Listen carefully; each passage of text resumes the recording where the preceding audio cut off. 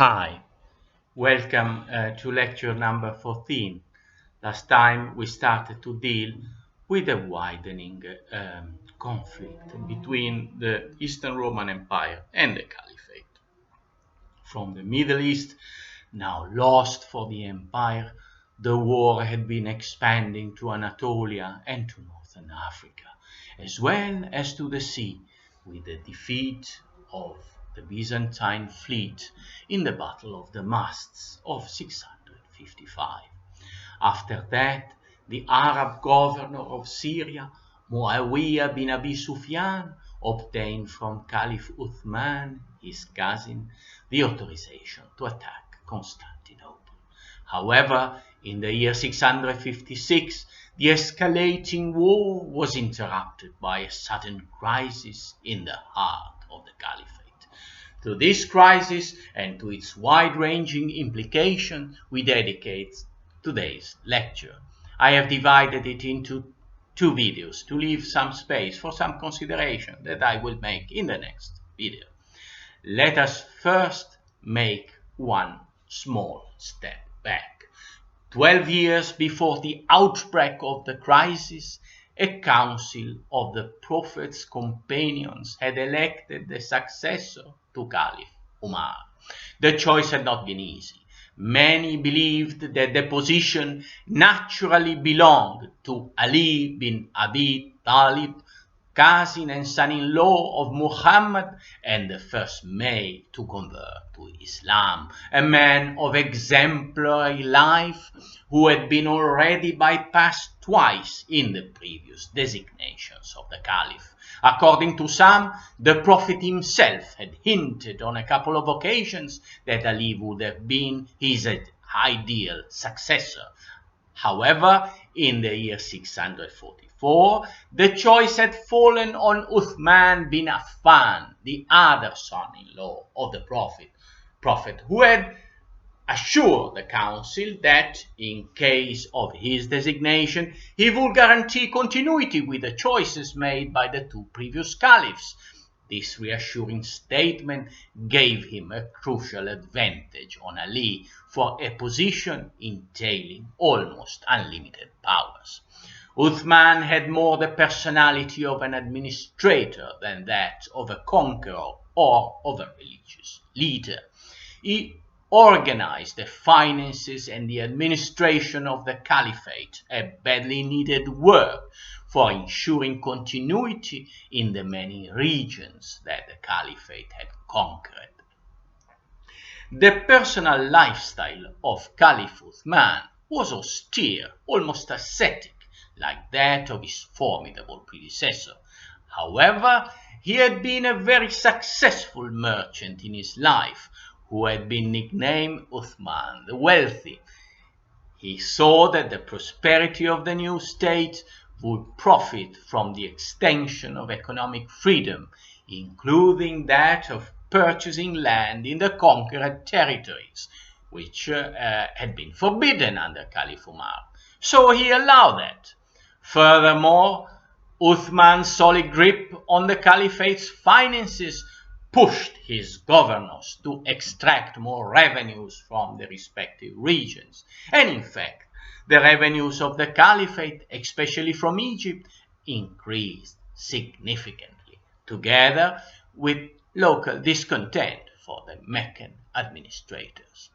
In addition to economic reforms, Uthmān also organized the compilation of a new edition of the Quran, a book that had been formed from narration, initially transcribed on disparate material, including camels' shoulder blades and the flat ends of their palm fronds. To this purpose, Uthmān arranged the collection of all manuscripts written under his predecessors, and by confronting them systematically, the production of a standard edition, copies of which he then sent to all cities, simultaneously ordering the destruction of non-conform manuscript. Uthmān's edition is in fact the Quran, available today in any mosque or bookshop. This far-sighted decision of the Third Caliph saved Islam from the harrowing controversies on interpretations that had plagued Christianity over centuries. Nevertheless, religious strife in Islam made its way through other routes. When he had been designated as head of a huge state, still in tumultuous expansion, Uthmān was already 64 years old. By age and by character, he could not rule with the charisma and the iron fist of his predecessor.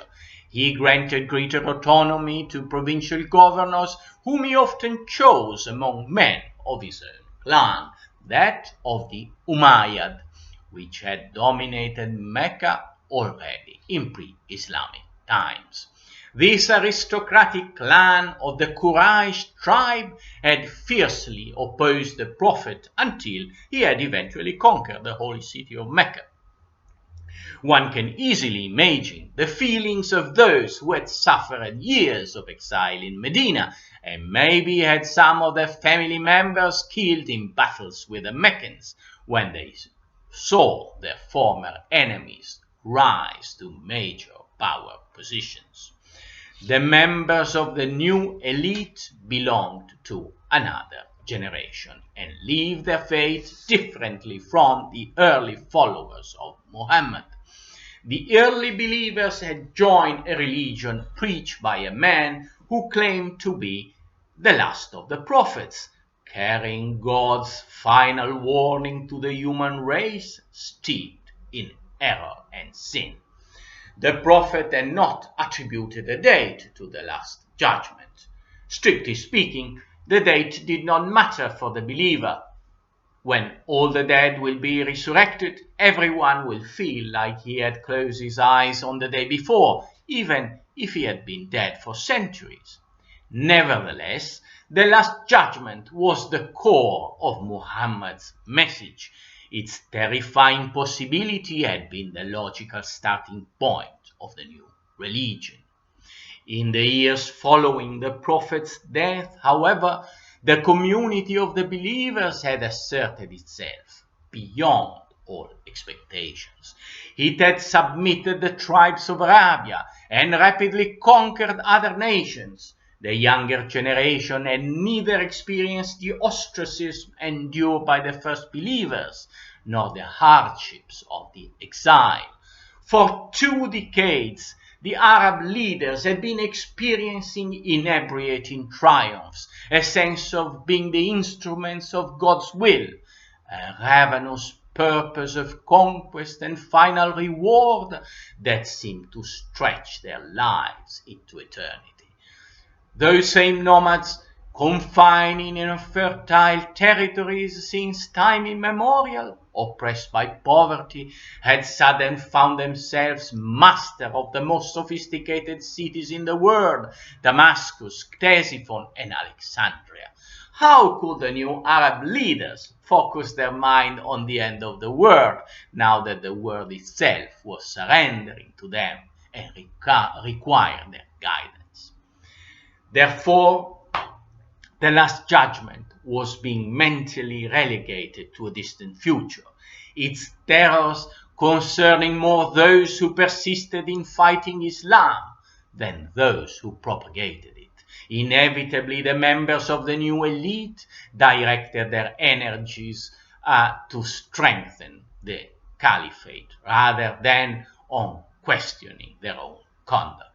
They tended to consider the newly acquired wealth as a legitimate reward for their deeds originated by God's favor and by the deserved ruin of the unbelievers. In the course of time, a gap between 2 different ways of living Islam was becoming apparent.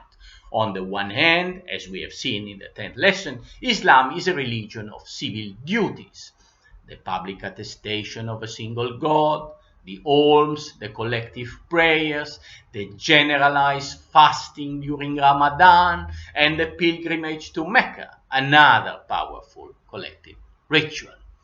On the other hand, Islam was born from the distressing question about how each one should prepare for the final judgment, which will coincide with the end of the world.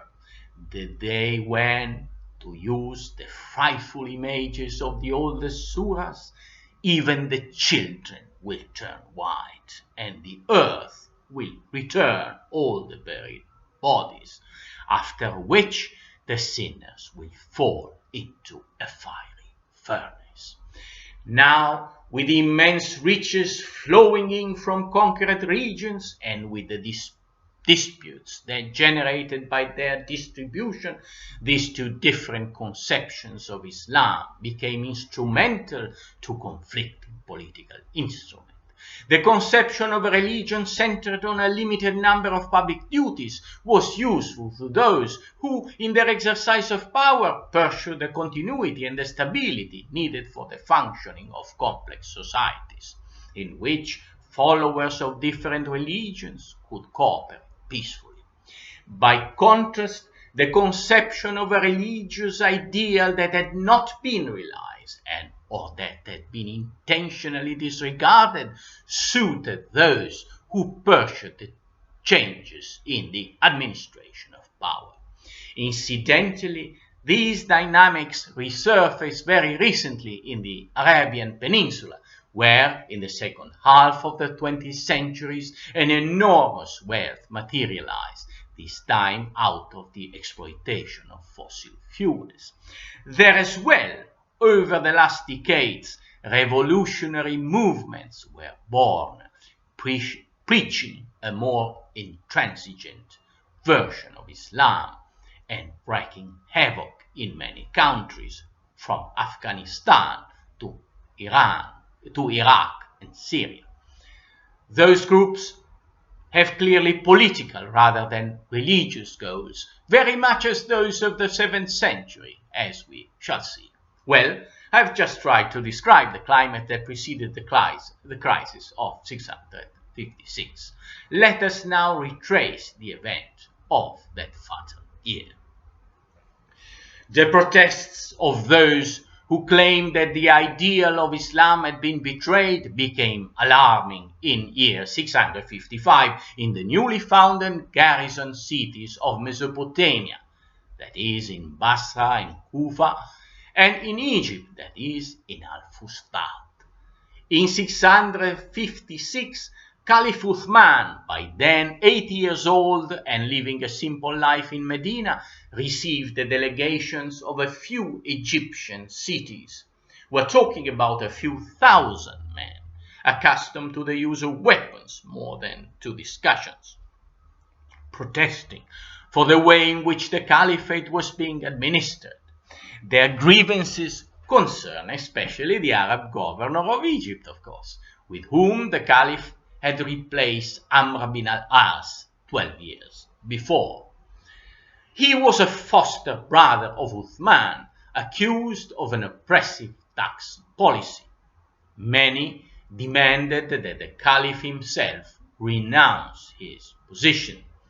The events that follow are somewhat controversial.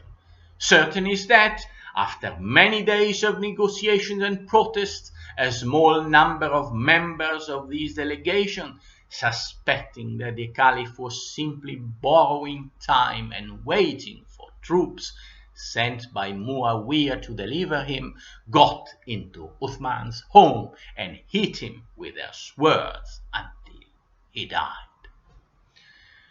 At this point, the rebels required the appointment of another Caliph as guarantor for their demands, to which Uthmān might have partly already consented.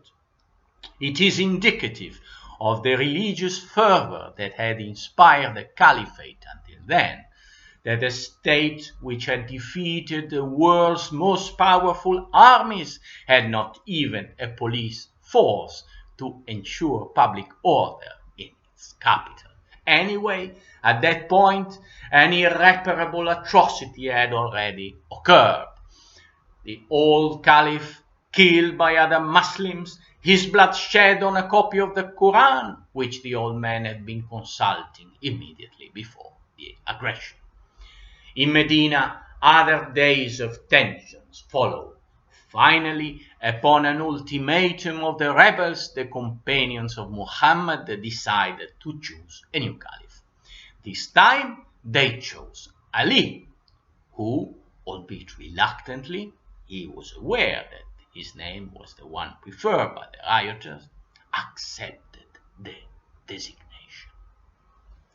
At this point, however, another shocking, unprecedented event occurred. Muʿāwiya, protesting the fact that Ali had not yet punished those responsible for Uthmān's murder, refused to recognize the new caliph authority and to relinquish his own position of governor of Syria, where he was instead hailed as the new caliph. It was a civil war, the first fitna, an Arabic word originally meaning a painful ordeal. The first fitna of Islam. Huge interests were, of course, at stake. Ali was a profoundly religious and morally uncompromising leader who very soon removed some of the governors and military commanders appointed by his predecessor. Wherefore, other people in position of power felt threatened by him. Among Ali's supporters were instead those who felt disadvantaged with respect to the powerful Khawarij, as well as devoted readers of the Quran who thought that the divine message had been disregarded, or who had lost their personal authority as commentators in consequence of the text standardization implemented by Uthmān. Finally, Ali was supported by many that simply admired the man who had all the characteristics of the ancient heroes, pious, generous, and an intrepid fighter. Ali was famous for his prowess with a sword. In a society in which the great battles were normally preceded by single combats among the champions of the two armies, a fray sometimes lasting for hours under the eyes of the deployed troops. All these heterogeneous supporters of the new caliph became known as the Shia Ali, the faction of Ali, a term that still designates Shiite Muslims. Thus, already in that same year of the assassination of Uthmān, in the vicinity of Basra, there was a first armed clash between the followers of Ali and some of those who protested for the fact that no vengeance had yet been taken. They including Aisha, the youngest wife of the Prophet himself. Ali first tried to negotiate and almost managed to avert the combat. Then, when it eventually broke out, engaged by provocateurs, he won the battle. And finally, he used clemency towards the vanquished, thus consolidating his power in Mesopotamia. He then moved to Kufa, the Arab garrison city recently founded close to the Euphrates, the new capital of the Caliphate. The role of capital would never go back to Medina, where also Ali himself would never return. This success allowed Ali to gather new supporters, but the problem represented by Muʿāwiya remained. He was still refusing to submit, and he had a large and well-organized army on top of the support of the Syrian population, because of the policy of religious tolerance that he had always exercised. Therefore, in 656, Syria and Mesopotamia, which had been for centuries the key regions of enemy empires, found themselves once more at war against each other. On the following year, the two sides lined up their armies on the river plain of Siffin near the Euphrates. After 3 months of fruitless negotiations, a bloody battle broke out, which lasted several days. Then there was a true coup d'état. When the army of Ali was about to prevail, Muʿāwiya ordered that pages of the Quran were attached to the raised tips of the spears of his soldiers, in whose rank marched Quran leaders reciting passages of the sacred book. This expedient of psychological warfare had effect, whether it was the fear of attacking people brandishing the Holy Quran, or the sudden perception of the absurdity of a bloodshed among followers of the same religion. A large part of ʿAlī followers refused to continue the fight. The battle stopped. A different solution was needed. It was then decided to resolve the issues between the Caliph and the Governor of Syria by means of an arbitration entrusted to two prestigious figures, each chosen by one of the two sides. Muʿāwiya appointed one of his commanders, the astute Amr bin al-As, the conqueror and former governor of Egypt. By contrast, ʿAlī encountered difficulties in appointing the other arbitrator. The reason was that already the decision to negotiate had raised dissension among his heterogeneous supporters, and this greatly complicated the choice. This internal dissent within the party of ʿAlī would have fatal consequences. As said, the Shia of ʿAlī included men animated by religious fervor, proclaiming their determination to leave the true faith instead of simply creating another empire similar to those of the unbelievers. They could not tolerate that the major position of power in the Caliphate had been taken by members of the Umayyad clan, enemy of the Prophet until the conquest of Mecca. Positions of power that these Umayyad used to satisfy their worldly aspiration. Precisely Muʿāwiya personified for these fundamentalists ante litteram a past of opportunism and a materialistic action program which they abhorred. For this reason, they had sided with ʿAlī, the epitome of the unblemished hero, very religious, living antithesis of power players like Muʿāwiya. However, most of them also believed that the Caliph was entitled to the loyalty of the believers only as long as he continued to follow the Quran in an exemplary manner, that is, in practice, until he continued to meet their demands. When ʿAlī decided to pursue a compromise by means of an arbitration, some 12,000 of his followers withdrew from his army and took a defiant attitude. They were called the Kharijites, or those who left. For the sake of exactitude, I'm using the English plural here.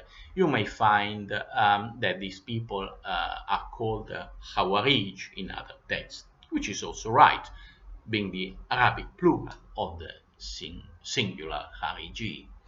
Now, there is no doubt that by accepting arbitration instead of resuming the battle, the pious ʿAlī had weakened his own position by transforming the only rebellious governor of the Caliphate in a counterparty with whom he now held negotiations. It had been a political blunder, although induced by the reaction of many of his supporters, as well as by his own desire to avoid more casualties. However, the secession of the Kharijites had not been fueled by any such consideration of realpolitik. The fact that the Prophet himself had been a master of political realism and pragmatism escaped completely to those extremists. It is instead likely that their chiefs were afraid of being prosecuted for the murder of Uthmān, since the arbitration was meant to ascertain the responsibilities for the crime. Anyway, the Kharijites were opposed to negotiation with the rulers of both sides, whom they considered not only corrupt, but also apostates. Outraged by the behavior of men who seemed to respect the pillars of Islam, These extremists claim that the profession of faith and the outward observance of religious practices were not sufficient to establish a believer. The true believer was for them who conformed his whole life to the will of God. Those who committed grave sins in spite of the faith they professed had in fact repudiated God. They were therefore apostates and, according to the Quran, punishable by death. This intransigence was a harbinger of deadly developments. But let us get back to ʿAlī, who, having to confront the diversity of opinion of his followers, failed to appoint an arbitrator to the height of that chosen by Muʿāwiya.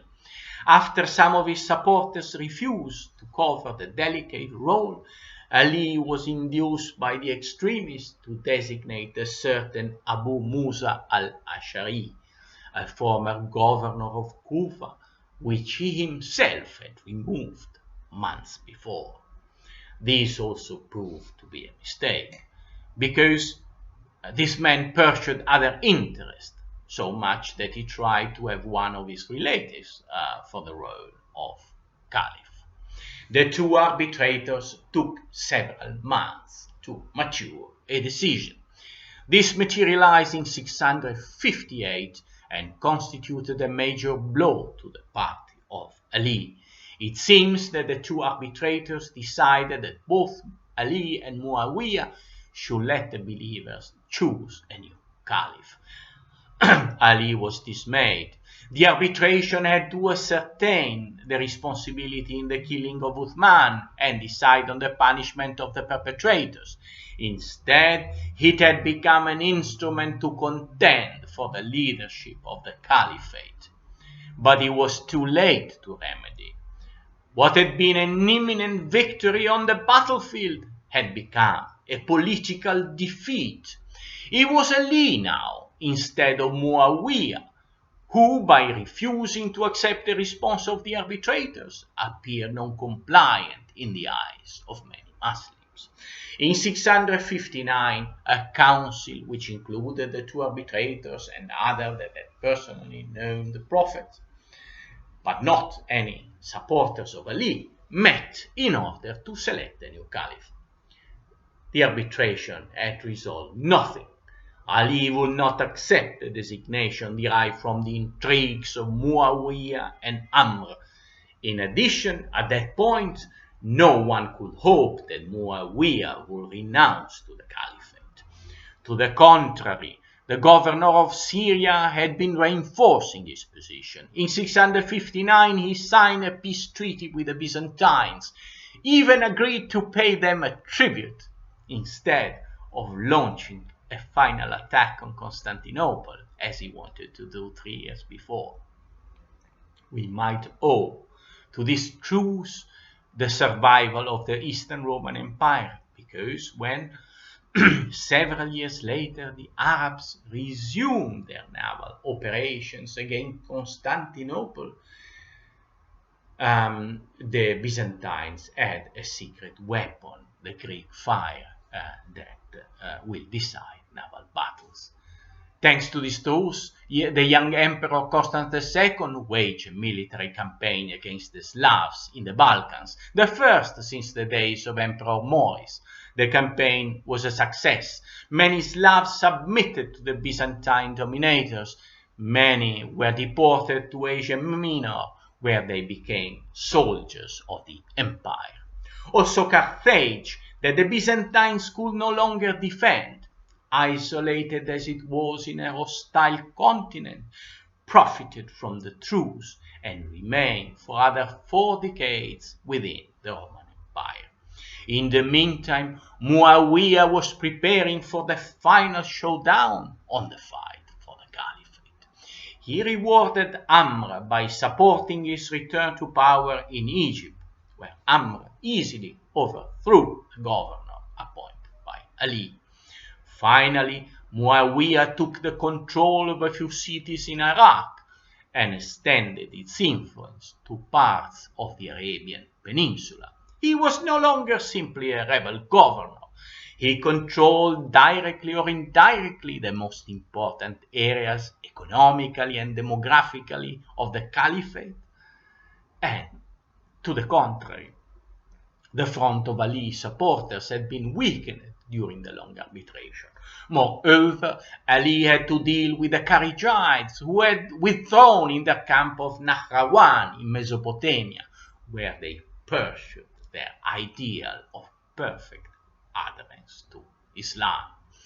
However, since in this place some cruel executions had taken place, a similarity of what happened recently in the self-proclaimed Islamic State is noteworthy, Ali required in vain the delivery of the perpetrators of those atrocities. Finally, unable to come to terms with the rebels in any way, in 659 he defeated in battle the most die-hard among the Kharijites.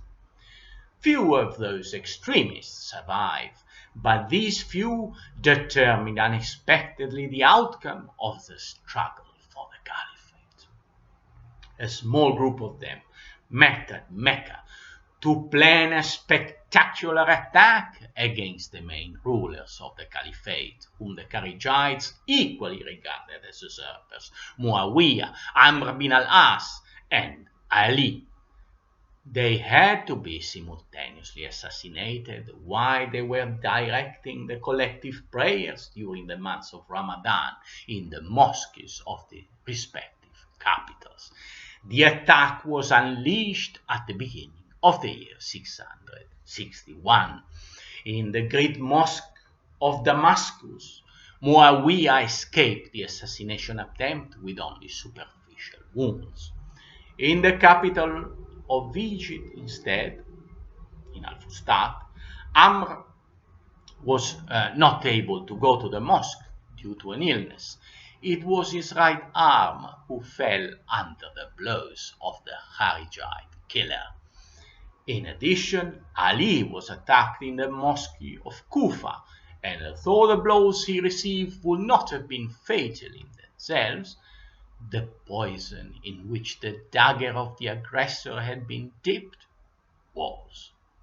Thus, a few days later, the last of the 4 rightly guided caliphs died, with the same heroism that had distinguished him in life, an exemplary man for both Shiites and Sunnis. His tormented caliphate had lasted less than 5 years, during which the explosion of latent tensions had prevented him from ruling the entire Muslim community.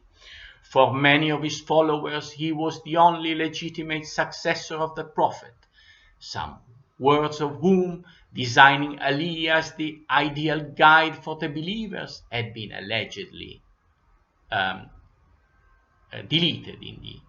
omitted in the edition of the Quran ordered by Uthmān.